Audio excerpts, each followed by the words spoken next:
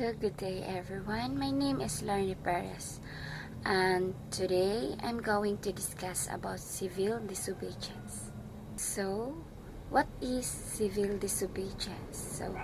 Civil disobedience is defined as the non-violent refusal to obey the demands or commands of a government or occupying power.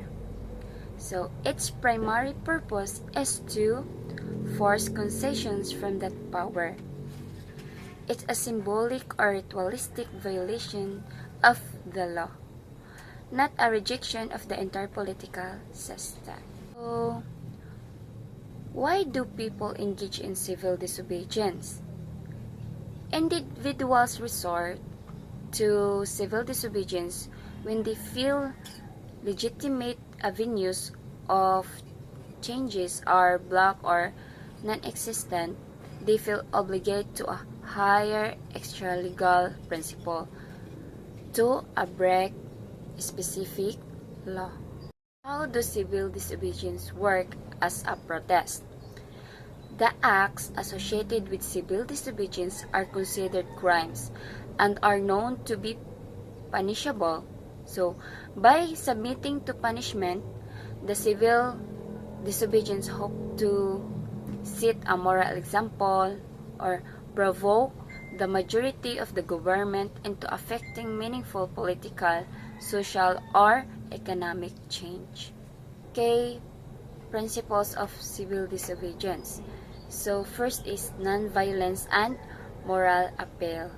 So non-violence, it is the leaders of civil disobedience insist that all illegal actions must be non-violent under the imperative of setting a moral example.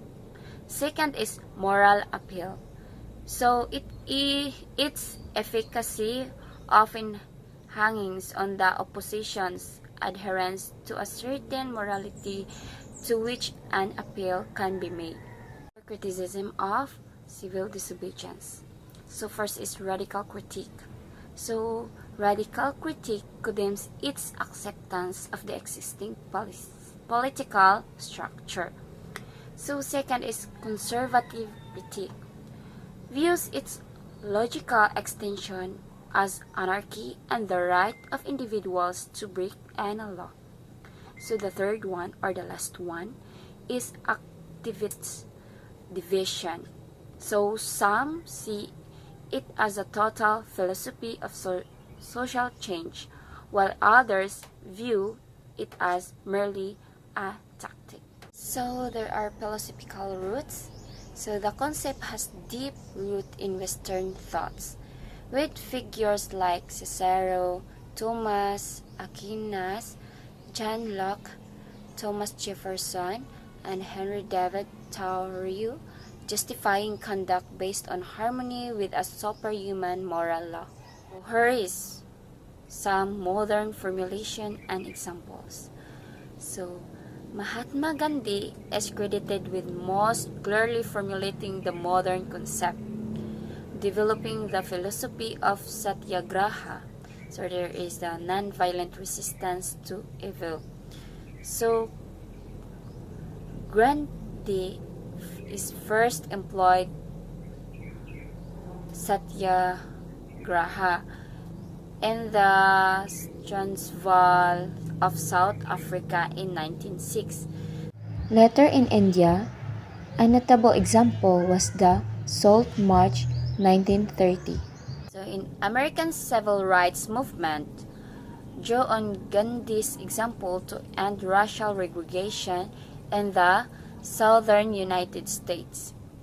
So the key protests include the Greensboro or North Carolina sit-in 1960s and the Freedom Rides in 1961. So Martin Luther King Jr., a leader from the mid-1950s until his assassination in 1968, was a strong proponent of nonviolent protest. The tactics of civil disobedience have been employed by the women's movement, the anti-nuclear and environmental movements, and the anti-globalization and economic equality movements. So, civil disobedience gained some standing in international law through the Nuremberg war crime trials after World War II. These trials affirm the principle that individuals may, under certain circumstances, be held accountable for failing to break the laws of their country or implying a higher moral obligation. And that's all my topic, and I hope you will learn some of this lesson. That's all. Thank you.